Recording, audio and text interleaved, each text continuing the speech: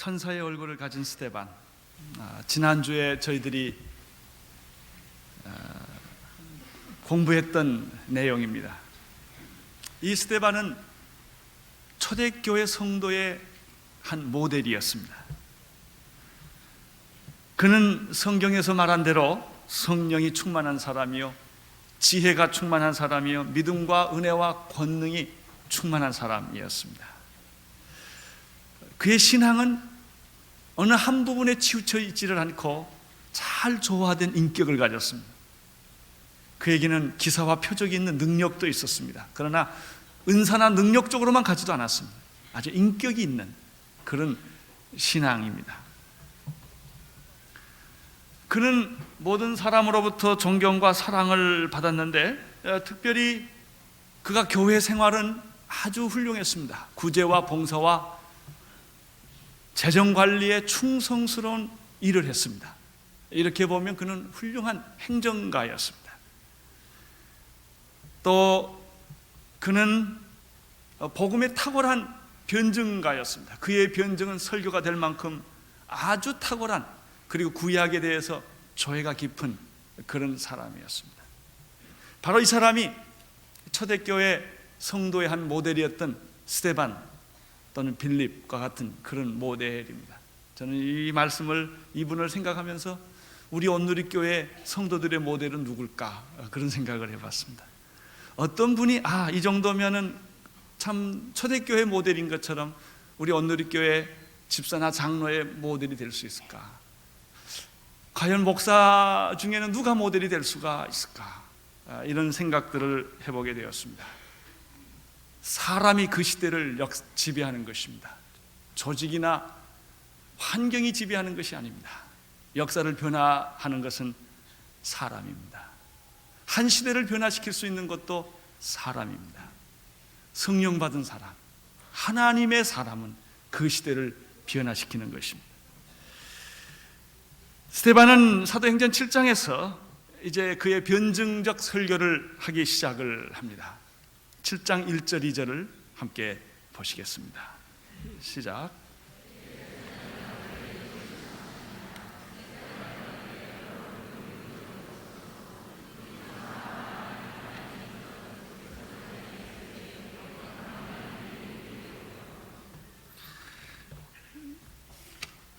대제사장이 가로되 이것이 사실이냐?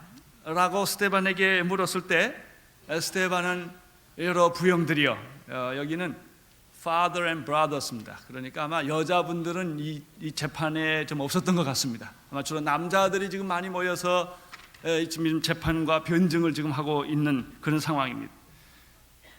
2절에서부터 50절까지가 설교입니다. 아주 굉장히 큰, 아주 긴 그런 변증적 설교를 지금 스데반이 하고 있습니다. 여기서 아주 중요한 것을 몇 가지를 발견합니다. 첫째는 스데반은 자기가 처한 위기를, 자기가 만난 최대의 그 위기를 설교의 기회로 삼았다는 것입니다. 백성의 장로들과 서기관들에 의해서 그는 체포됐습니다. 그리고 그는 공회에서 지금 불법 재판을 받고 있습니다. 거짓 증인들에 의해서 어려움을 겪고 있습니다. 대제사장은 재판의 관례에 따라서 거짓 증인을 한 것을 듣고 이 사람들이 이렇게 말했는데 이게 사실이냐라고 지금 질문하고 있는 것입니다. 스데반은 이 기회를 놓치지 않았습니다. 스데반에게 변명의 기회가 주어졌을 때 자기가 어떻게 이 재판에서 빠져나가는가, 위기에서 탈출하는가, 이런 생각을 하지 않았습니다. 그에게 기회가 주어졌을 때 그는 이것이 바로 복음의 기회다, 전도할 수 있는 기회다, 설교의 기회다 라고 생각하고 주저없이 그리스도의 복음을 접근시키는 것을 볼 수가 있습니다. 대부분의 많은 사람들은 위기가 찾아오면 암 선고를 받는다든지, 사업의 부도 위기에 몰린다든지, 어떤 가정의 절망적인 상황에 부딪힐 때 제일 먼저 오는 첫 번째 방황은 당황하는 것입니다. 어쩔 줄을 몰라요. 겉으로는 태연한 척하지만 속에서는 견딜 수 없는 불안이 있는 것입니다. 위기가 오면 우선순위가 허물어집니다. 먼저 할 것과 나중 할 것이 혼돈이 생깁니다. 그리고 길이 보이지를 않습니다. 쉽게 절망에 빠집니다. 어떤 경우에는 자기가 당한 위기 앞에 하나님을 원망합니다. 하나님이 이럴 수가 있을까? 나는 죄도 짓지 않았고 나는 평생 착하게 살았는데 왜 하나님이 나에게 이런 시련을 주시나? 이렇게 하나님을 원망합니다. 나는 새벽기도도 잘 나갔고 나는 헌금도 잘했고 누구보다도 봉사를 많이 했는데 왜 나에게 이런 시련이 있을까라고 하나님께 원망을 합니다. 그리고 이 위기에 빠지게 했던 주위 사람들을 원망하기 시작합니다. 그런데 이런 위기 속에서 자기의 잘못을 발견할 때는 한참 시간이 가야 합니다. 고난의 끝에 왔을 때 그때야 내게 문제가 있구나, 그때 합니다. 고난의 처음에는 자기의 문제를 발견 못합니다. 사람이 평소에 무엇을 생각하느냐가 그 사람입니다. 사람이 평소에 무엇을 생각하느냐는 위기 상황에서 잘 나타납니다. 이렇게 보면 스데반은 분명히 평소에 하나님을 많이 생각했던 사람이요, 그는 날마다 보통 때도 위기가 아닐 때라도 하나님을 사랑했던 사람이 틀림이 없습니다. 왜냐하면 그가 재판 중에 천사의 얼굴을 할 수 있었던 것은 갑자기 하는 것이 아니기 때문입니다. 평소에 그가 하나님을 그렇게 사랑했기 때문에 위기에 있어서도 그는 똑같이 하나님을 생각할 수가 있었습니다. 두 번째 이 설교를 보면은 스데반이 설교의 시작을 구약의 아브라함으로부터 시작하는 것을 볼 수가 있습니다. 여기 성경을 보면 스데반이 가로되 여러 부형들이여 들으소서, 우리 조상 아브라함이 이렇게 시작을 합니다. 이 설교자는 자기의 청중을 잘 알아야 됩니다. 사도 바울의 경우를 봐도 그렇습니다. 사도 바울이 여러 종류의 사람을 만났는데 특별히 유대인들을 많이 만날 때는 언제나 그는 구약의 얘기부터 시작을 합니다. 그 이유는 유대인들은 구약을 너무나 잘 알고 익숙하고 아브라함을 존경했기 때문에 그들에서부터 얘기를 시작합니다. 그러나 사도 바울이 아데네 같은 데 가서 이방인들한테 전도할 때는 그렇게 하지 않습니다. 너희들이 범사에 종교성이 많도다, 너희들이 알지 못하는 신에게 예배하였지만 하고 나옵니다. 벌써 이 접촉이, 구약을 해봐야 이방인들은 전혀 알아듣지를 못하니까 그들이 평소에 알고 있는 그런 우상과 종교성에 대해서부터 얘기를 끌고 들어가서 전도를 하는 것을 볼 수가 있습니다. 우리가 이번 크리스마스 때 지금 전도하기를 원합니다. 바로 이러한 스데반의 방법은 우리가 전도에 있어서 굉장히 중요한 원리 중에 하나입니다. 어떤 사람은 전도하라고 갔는데 방법이 나빠가지고 화를 내게 하고 오는 사람이 있어요. 어떤 사람은 전도하라고 했더니 예수님하고 석가님하고 싸움 붙여놓고 온 사람도 있어요. 예수가 좋다, 석가가 좋다, 아주 그냥 그런 논쟁을 시키고 오는 분들도 있습니다. 여러분이 전도를 해보십시오. 전도를 해보면 예수님 나쁘다는 사람은 하나도 없습니다. 대부분의 많은 사람들이 예수님을 거부하는 것은 예수 믿는 사람들 꼴보기 싫어서. 교회가 왜 그따위냐 이거예요. 그래서 싫다는 겁니다. 결국 우리의 인격과 우리의 삶과 우리의 전도 방법에 뭐가 문제가 있는 것입니다. 스데반의 전도하는 것을 보면 굉장히 지혜롭게 시작하는 것을 우리가 알 수가 있습니다. 구약을 인용하는데 가만 보니까 2절부터 50절까지 창세기에서부터 말라기까지 얘기를 아주 다 정리를 해서 6가지 주제로 이야기하는 것을 찾아볼 수가 있습니다. 이렇게 놓고 보니까 우리 스데반 이분이 성경의 파노라마의 선구자가 아니었나. 우리 이재양 목사님이 오셔서 이거 뭐 했는데 그 성경을 그렇게 아주 잘 압축해서 요약해서 말씀하고 있는 것을 볼 수가 있습니다. 첫째 주제는 2절부터 16절입니다. 창세기 내용을 압축을 했는데 우리 하나님께서는 자기의 백성을 구원하시기 위하여 아브라함과 이삭과 야곱과 요셉을 부르시고 인도하셨다는 내용입니다. 두 번째 변증과 설교의 주제는 17절부터 41절까지 내용으로서 출애굽기와 레위기를 압축을 했습니다. 즉 하나님은 모세를 통하여 이스라엘 백성들을 해방시키시고 그리고 보호하셨다는 내용입니다. 세 번째 설교의 주제는 42절에서부터 44절로서 민수기와 신명기의 내용을 요약을 하는 것으로서 하나님은 이스라엘 백성들을 구원하셨지만 그냥 그대로 내버려두지 아니하시고 그들을 훈련시키시기 위하여 시험을 주셨고, 그래서 교훈을 주셨다는 내용입니다. 45절에 보면은 여호수아서 내용이 한 절로 요약이 되어 있습니다. 하나님은 약속대로 자기의 백성들을 적과 꿀이 흐르는 가나안 땅으로 들어가게 하시고, 그리고 그 땅을 정복케 하는 일을 하셨다는 것입니다. 46절과 47절에 보면은 사무엘 하에서 역대하까지 내용을 요약한 것으로서 하나님께서는 다윗과 솔로몬을 통하여 성전을 짓게 하신 이야기가 거기에 나타납니다. 그리고 48절과 50절을 보면은 그렇지만은 하나님이 성전을 짓게 하셨지만은 우리 하나님은 사람의 손으로 지은 성전 안에 제한되지 않는 분이시다라는 이야기를 지금 쭉 해옵니다. 이것이 바로 2절에서부터 50절까지 내용을 아주 일사천리로 쭉 지금 이야기를 하는 것입니다. 이런 얘기를 듣고 있을 동안에 바로 거기 있는 대제사장들과 서기관들과 백성의 장로들은 너무 자기들이 익숙한 얘기, 자기들이 좋아하고 존경하는 얘기를 계속하기 때문에 아주 잘 이 말씀을 듣고 있었습니다. 그러나 스데반의 의도는, 스데반의 요점은 그것이 아니었습니다. 이런 얘기를 이렇게 장황하게 길게 구약을 전부 이야기하는 이유는 그들의 잘못된 생각과 위선과 허위를 들춰내는 데 있었던 것입니다. 51절을 보시기를 바랍니다. 그 설교를 마치고 51절에서 스데반은 바로 다음에 말씀을 합니다. 같이 읽겠습니다. 시작.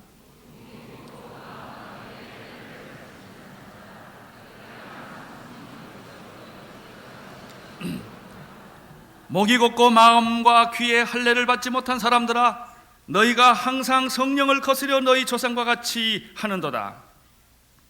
구약 역사의 개간이 끝난 직후에 던진 일종의 폭탄 선언인 것입니다. 스데반의 설교는 내용을 쭉 살펴보면 두 가지로 나누어집니다. 하나는 하나님을 믿고 따르는 이스라엘이 있는 반면에 하나님을 믿지만 실제로는 하나님을 거역하고 불신한 이스라엘이 있다는 것입니다. 겉으로는 다 하나님을 믿습니다. 그러나 정말 하나님께 순종하는 그룹이 있고, 하나님을 믿으면서도 반항하고 하나님께 불순종하고 결과가 항상 나쁜, 그래서 오히려 하나님의 종들을 죽이고 하나님의 예언자들을 죽이는 그런 그룹이 있다는 것입니다. 이 두 그룹에 대해서 지금 스데반이 이야기를 하고 있습니다. 그 당시에 제사장들과 서기관들과 백성의 장로들은 자기들이 아브라함의 후손이기 때문에 자기만이 선택을 받았고 자기만이 구원을 받은 이런 자만심과 영적인 교만이 있었습니다. 전통적인 신앙이야말로 바로 올바른 신앙이라고 그들은 생각을 한 것입니다. 그러나 스데반은 그렇게 생각하고 있던 그들에게 목이 곧고 마음과 귀에 할례를 받지 못한 사람이라고 선언을 했습니다. 생각해 보십시오. 얼마나 이 엄청난 폭탄적인 선언입니까? 아마 스데반은 이 변론을 할 때 그렇게 크게 말한 것 같지는 않습니다. 그러나 목소리가 크다고 큰 게 아니라 내용이 문제입니다. 엄청난 도전적인, 충격적인, 자기들의 존재 전체를 흔들어버리는 그런 메시지를 지금 던진 것입니다. 52절과 53절을 계속해서 보겠습니다. 시작. 너희 조상들은 선지자 중에 누구를 핍박하지 아니하였느냐? 의인이 오시리라 예고한 자들을 저희가 죽여 이제 너희는 그 의인을 잡아준 자요 살인한 자가 되나? 너희가 천사의 전한 율법을 받고도 지키지 아니하였도다. 이 사람들이 이 설교를 들었을 때 역사의 내용을 보면 언제든지 훌륭한 사람이 있습니다. 그리고 이 훌륭한 사람, 하나님의 사람을 핍박하고 반대하고 거역하는 무리들이 있습니다. 지금 이 사람들은 자기들이 훌륭한 사람의 반열에 서 있다고 생각을 한 것입니다. 아브라함과 자기들은 같고 하나님의 종들과 자기들은 같은 반열에 서서 있다고 생각을 했습니다. 그래서 그들은 자기들을 핍박하고 반대하는 악한 무리들을 대적하고 있다고 생각을 하고 있었습니다. 그런데 스데반의 얘기는 정반대였습니다.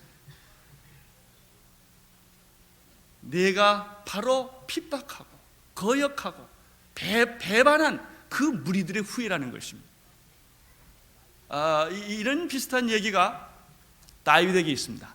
다윗이 왕에 있었을 때 우리아의 장군 아내를 탈취를 합니다. 그리고 그 아내를 얻기 위하여 자기의 신복 부하 우리아 장군을 몰래 죽입니다. 아무 누구도 아는 사람이 없었습니다. 완전 범죄를 한 것입니다. 이때 나단이라는 선지자가 다윗 앞에 나타납니다. 왕이여, 이럴 수가 있습니까? 무슨 일이냐고. 우리 어느 한 마을에 양을 100마리가 가지고 있는 부자가 있고, 그 옆에는 양이 한 마리밖에 없는 아주 가난한 사람이 있는데 그 사람은 그 양 한 마리를 자기 딸같이 데리고 사는 사람이다. 그런데 그 부잣집에 손님이 왔는데 그 부자가 자기 양을 잡아서 대접하지 아니하고 한 마리밖에 없는 양을 뺏어다가 손님을 대접했다고. 그러니까 다윗이 화가 났어요. 그런 세상에 나쁜 놈이 어딨나, 당장 잡아다가 요주를 내라고 그렇게 말했습니다. 그때 나단이 다윗을 향하여 이치요, 당신입니다. 그때 다윗이 소스라치게 놀라고 충격을 받습니다. 거기서 회개합니다. 꼬꾸라져서 담요가 젖도록 회개를 합니다. 침상이 젖도록 회개하는 것을 볼 수가 있습니다. 그렇습니다. 많은 사람들이 정의를 이야기합니다. 많은 사람들이 비판을 합니다.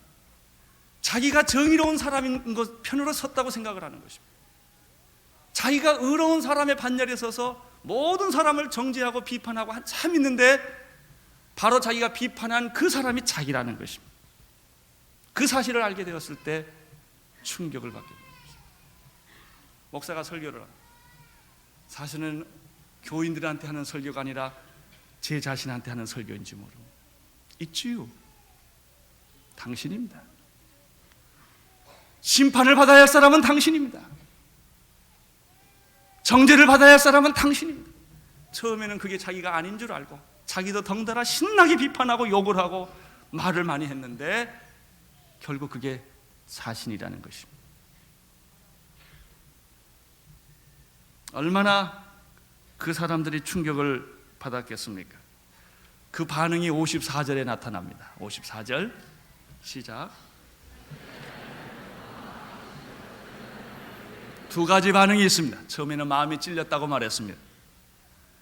말씀을 들으면 마음에 찔립니다. 왜 사람들이 화를 내는지 아세요? 무슨 얘기하다 화를 펄컥 내는지요? 사실이니까. 사실이 아니면 그렇게 화낼 이유가 없습니다. 왜 화내는지 아세요? 왜 상처받는지 아세요? 사실이 아니면 상처받을 게 없습니다. 어느 정도 사실이기 때문에 상처받는 것입니다. 사실이 아니면 지나가면 됩니다. 나중에 다 알게 되겠지. 아무 중요하지 않습니다.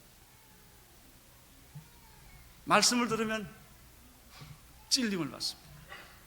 전곡을 찌르는 것입니다. 전곡이 찔러지면 두 가지 반응이 나옵니다. 베드로의 설교를 듣고 사람들은 어찌할꼬, 우리가 어찌할꼬 가슴을 치며 그들이 회개했습니다. 그때 주 예수를 믿으라, 그리고 성령을 선물로 받으라. 회개하고 예수를 믿으라, 성령을 선물로 받으라. 그때 그들은 회개하고 세례를 받았습니다. 3,000명. 그러나 똑같이 마음에 찔렸지만은 두 번째 반응은 이를 가는 반응입니다. 그들은 회개하기보다는 오히려 분노하고 이를 갈았습니다. 성령으로 거듭난 사람, 하나님께서 택한 복된 사람은 언제나 하나님의 말씀이 자기에게 왔을 때 겸손히 마음의 찔림을 받으면 무릎을 꿇는 것입니다. 조용히 회개하는 것입니다. 하나님 앞에 돌아오는 것입니다.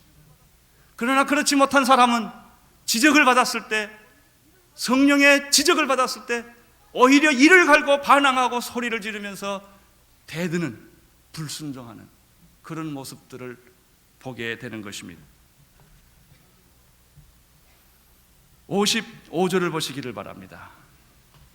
이러한 상황 속에서, 이런 살벌하고 이를 가는 상황 속에서 스데반은 어떤 반응을 보였는지, 어떤 모습을 하고 있는지 55절에 나타납니다. 같이 읽겠습니다.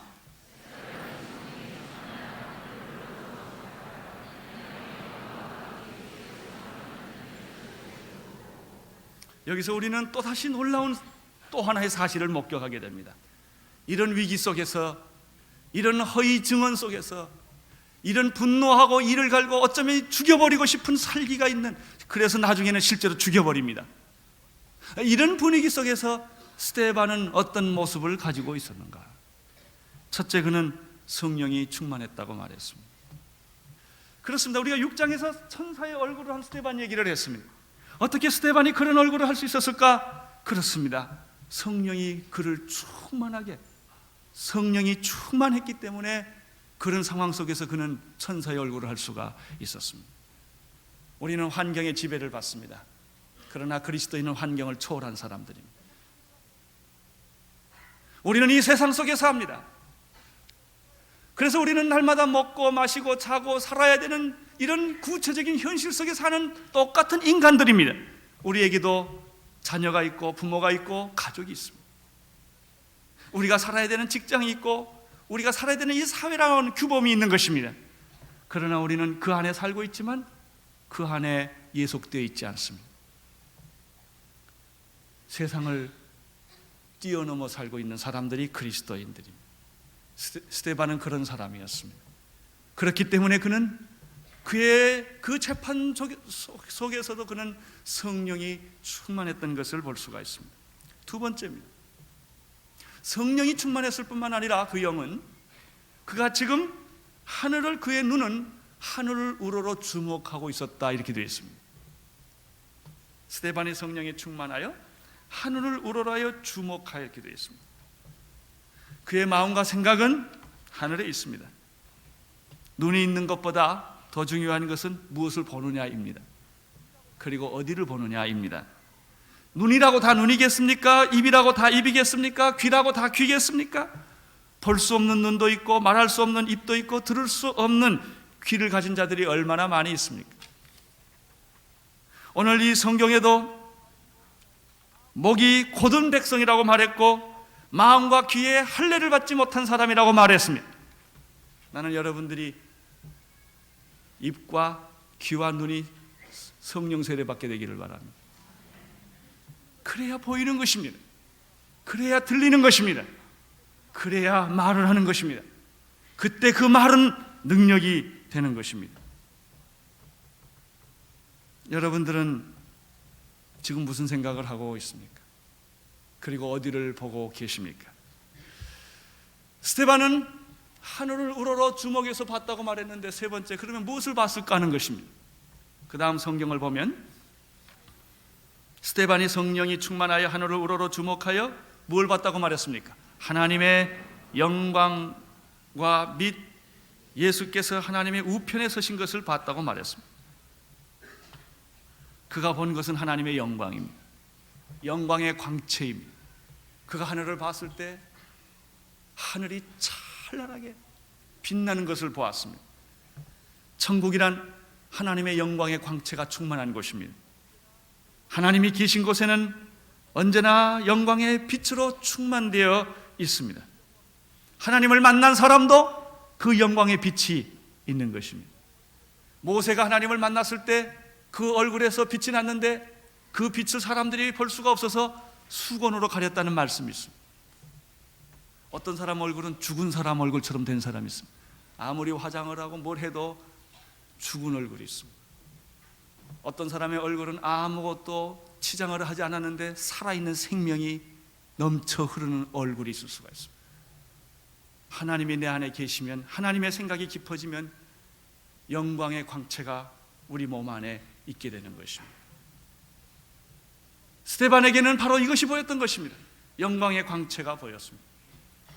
그 하나님의 영광의 광채를 보고 있으니까 그 안에 뭐가 또 하나 더 있는 것을 그가 보게 된 것입니다. 어떤 사람이 있는 것입니다. 그 사람이 바로 예수 그리스도십니다. 그 영광의, 하나님의 영광의 광채를 우러러 보고 있는데 하나님 보호자 우편에 서 계신 예수였습니다. 그가 그것을 본 것입니다. 그렇습니다. 지금도 예수님은 우리를 위해서 하늘에서 중보기도 하고 계십니다. 하나님은 이스라엘 백성들이 400년 동안 애굽에서 종살이 하실 때 주무시고 계시지 않았습니다. 다 보고 있었습니다. 다 알고 있었습니다. 하나님은 여러분의 고통을 알고 계십니다. 하나님은 여러분의 질병도 알고 계십니다. 하나님은 지금 여러분이 얼마나 사면초가에 빠져서 외로워하고 있는지 하나님은 아십니다. 모르시지 않습니다. 여기에 재밌는 표현은 스데반이 하나님 보호자 우편에 서 있다고 말했습니다. 여러분, 언제 우리가 서 있습니까? 보통 때는 앉아 있습니다. 그러나 중요한 일이 생기면 서는 것입니다. 우리 예수님은 앉아 계시지 않습니다. 하나님 보호자 우편에 서서 스데반을 지금 보고 있는 것입니다. 막 뛰어가려는 모습처럼 손을 펴서 그를 구원하고 싶은 그런 표정으로 그를 보고 있었을 것입니다. 왜냐하면 스데반은 곧 돌에 맞아 순교하는 그런 위기에 처해 있는 것을 예수님이 아시기 때문에 보고 있었습니다. 예수님은 지금 여러분을 그렇게 보고 계십니다. 하나님은 내가 제일 위기에 빠졌을 때 하나님은 제일 가까이 계십니다. 예수님의 제자들이 예수님을 떠났습니다. 고기 잡으러 갔습니다. 밤이 맞도록 그들은 다시 어부가 되어서 고기를 잡았습니다. 한 마리도 잡지 못했습니다. 새벽이 되었습니다. 고기는 한 마리 잡지 못하고 춥고 배고픈 그 새벽에 그들은 다시 무트로 나오기 시작을 했습니다. 그때 거기 어떤 한 사람이 서 있었습니다. 애들아, 고기를 얼마나 잡았느냐? 예수인 줄 몰랐습니다. 한 마리도 잡지 못했습니다. 이때 눈치 빠른 요한이 그 음성을 가만 듣다가 생각하니 어디서 많이 듣던 소리입니다. 순간 주님이시다고 외칩니다. 베드로가 그냥 물 위에 뛰어들어가는 내용을 우리가 볼 수 있습니다. 우리가 배고플 때, 춥고 고독할 때, 고기를 한 마리 못 잡았을 때 주님은 거기 계신 것입니다. 왜 주님이 안 보일까요? 우리의 슬픔이 너무 크면 주님이 보이지를 않습니다. 내 생각이 너무 크면 하나님이 보이지를 않습니다. 하나님은 지금 여러분 옆에 계십니다. 여러분 안에 계시기를 원하십니다. 우리 예수님은 지금 이 자리에 계십니다. 그러나 내 생각이 너무나 충만되어 있고 내 환경과 내 조건에 너무 충만되어 있어서 주님이 느껴지지 않는 것입니다.